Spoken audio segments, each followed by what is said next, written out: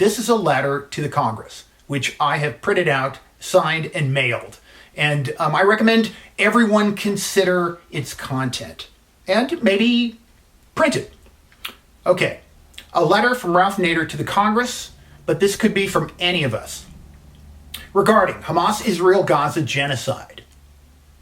We are writing to exercise our First Amendment to petition Congress for redress of grievances. We are urging Congress to end the United States' unconditional, close, and continual military and intelligence support of Israel in the ongoing physical destruction of 2.3 million Palestinians residing in Gaza. The United States is responsible for genocide under any plain reading of the genocidal conventions. Congress commands plenary power over the foreign policy of the United States. It employed the power of the purse to end the United States combat in Indochina, Vietnam, on August 16, 1973. It prohibited the CIA from intermeddling in Angola with the Clark Amendment, 1975.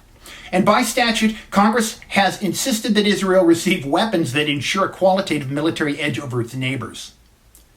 Words only diminish our revulsion at the congressional dereliction in enabling President Joe Biden to transfer weapons and share real-time intelligence with Israel to destroy Palestinian civilians in Gaza in violation of multiple laws.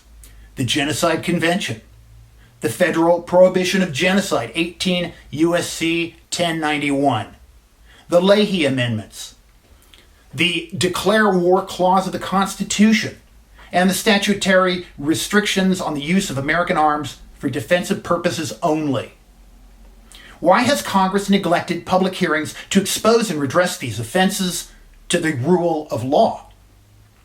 The Congress should enact a joint resolution endorsing a two-state solution featuring a Palestinian state initially administered by the United Nations caretaker mission to organize free and fair elections.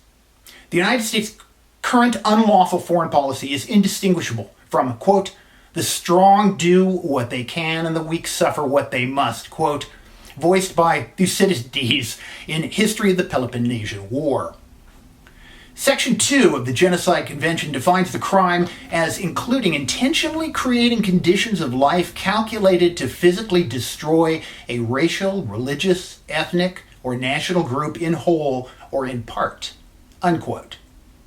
Evidence in the public domain authoritatively establishes that Israel is intentionally creating conditions of life in Gaza intended to physically destroy the 2.3 million Palestinian occupants. Israel officials, without dissent, announced the siege of Gaza, including the genocidal refrain, quote, no food, no water, no power, no electricity, no medicine, no shelter, no anything, unquote. C.E.G., quote, erase Gaza, conflict unleashes inflammatory rhetoric from Israeli leaders, unquote, New York Times, A7, November 16th, 2023. Palestinians are even prohibited from collecting or storing rainwater, which is considered the property of the Israeli government.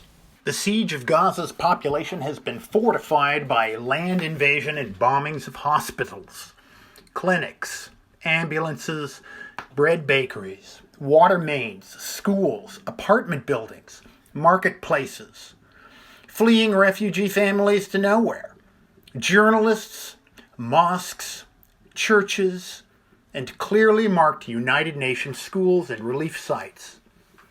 Death certificates are prepared before the ink on birth certificates dries. Fires cannot be extinguished.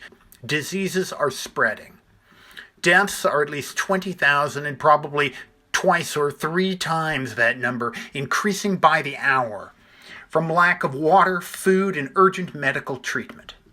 For those homeless, battered families being driven south under Israeli bombardment and communication blackouts, there are no safe sanctuaries, whether in the north or south Gaza. Even in hospitals, they blockaded. Gaza is a free fire zone for the IDF. Israel has turned its brutal war machine on the entire Palestinian population in Gaza. Israel's President declaimed, "It is an entire nation out there that is responsible. It's not true about civilians not aware, not involved. It's absolutely not true," unquote. An Israeli Knesset member echoed, quote, "The children of Gaza brought it upon themselves," unquote. The defense minister insisted, quote, "We are fighting human animals and we will treat them accordingly," unquote. Prime Minister Netanyahu added that the Gaza conflict is between 21st century progress and, quote, "the barbaric fanaticism of the Middle Ages," unquote, and a, quote, "struggle between the children of light and the children of darkness," unquote. He reminded Israeli Jews of the Lord's ordering the destruction of Amalek in the book of Samuel. "This is what the Lord Almighty says," the prophet Samuel tells Saul, "I will punish the Amalekites for what they did to Israel when they waylaid them as they came up from Egypt. Now go, attack the Amalekites and totally destroy all that belongs to them. Do not spare them. Put to death men and women and children and infants, cattle and sheep, camels and donkeys," unquote. The Nazis of World War II attempted to conceal the Holocaust, fearing legal accountability. Israel's genocide is unfolding in plain view, confident of impunity, including unconditional, callous congressional support and gross misdirection of taxpayer dollars for violence in lieu of satisfying the critical needs of the American people. Congress is poised, without even public hearings and witnesses, to spend an additional $14.3 billion of tax dollars to compensate for a staggering blunder of Israeli intelligence. Why? Israel has taken an eye for an eye, a tooth for a tooth standard of justice of Leviticus to a criminal genocidal level. 10,000 eyes for an eye, 10,000 teeth for a tooth. It is turning Gaza into a vast, sick and dying huddle of civilian families exposed to American bombs and missiles. As the Washington Post reported, quote, "Hunger, thirst, and disease are quickly spreading," unquote. "Babies are dying alone, having lost their parents." Had the touted Israeli defense and intelligence not been colossally AWOL, the October 7th attack could never have occurred. As one elderly Holocaust survivor told the New York Times, "It should never have happened." President Biden has made the United States a belligerent and co-belligerent with Israel against Hamas without a constitutionally required declaration of war by Congress, systematically providing I'll just call it the IDF, with massive weapons, has made us co-belligerent, and sharing real-time battlefield intelligence made us a belligerent. Such presidential wars are impeachable high crimes and misdemeanors, as Mr. Biden himself vigorously underscored in his presidential campaign for the 2008 Democratic nomination in an interview with Chris Matthews on Hardball, December 4th, 2007. Listen further to the fundamental historical provocation of the war as elaborated by David Ben-Gurion, founder and first Prime Minister of Israel. Quote, "If I were an Arab, I would never sign an agreement with Israel. It is normal. We have taken their country. It is true. God promised it to us, but how could that interest them? Our God is not theirs. There has been anti-Semitism, the Nazis, Hitler, Auschwitz, but was that Palestinians' fault? They see but one thing. We have come and we have stolen their country. Why would they accept that?" Unquote. Printed in The Jewish Paradox, page 121 by Nahum Goldman. Ben-Gurion's recognition was echoed by Israel's acclaimed war hero Moshe Dayan, standing close to the Gaza border in 1956, eulogizing a 21-year-old Israeli security officer who'd been slain by Palestinian and Egyptian assailants. Dayan reflected, "Let us not today cast blame on the murderers. What can we say against their terrible hatred for us? For 8 years now, they have sat in refugee camps of Gaza and watched how, before their very eyes, we have turned their land and villages, where they and their forefathers previously dwelled, into our home." Unquote.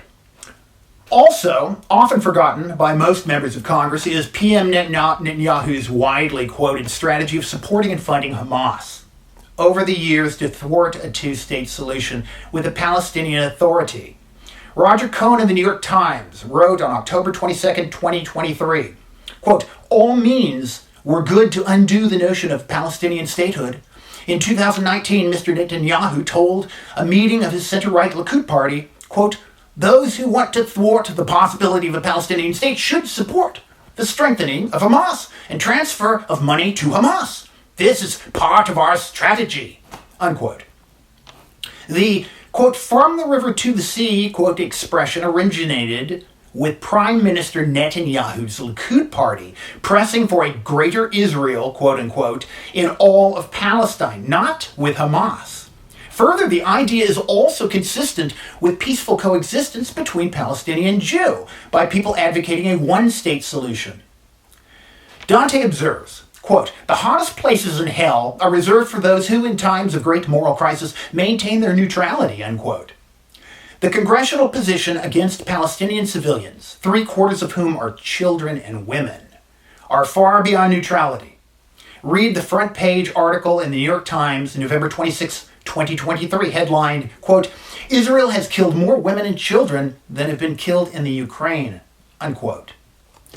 Congress should follow the example of President Dwight D. Eisenhower in 1956, who interceded in the Suez Crisis to stop the attacks by Israel, France, and the United Kingdom on Egypt. He also initiated the United Nations peacekeeping force in the Sinai. Congress should conduct public hearings in the House and Senate featuring prominent longtime Israeli peace advocates holding past high-level government positions, along with Israeli and Palestinian human rights groups. Their voices have been excluded from Capitol Hill since 1948. You know why? Shame. Congress cannot escape the judgment of history, which will endure for the ages over its defining role in the annihilation of innocent Palestinian families, mostly children and women inside Gaza, long described as Israel's illegally blockaded open-air prison. We look forward to a congressional response from U.S. senators and U.S. representatives respectful of citizen petitions. Sincerely, and this is signed Bruce Fine and Ralph Nader Esquire and Wayne Coe. Okay, Wayne, thanks for reading that. Thank you. We're going to cut to a quick song before the 5 o'clock hour, but there you go, letter from Ralph Nader to the U.S. Congress. Thanks for listening, folks. Great letter on sheerpost.com. Hit subscribe and follow all Wayne Coe's YouTube content.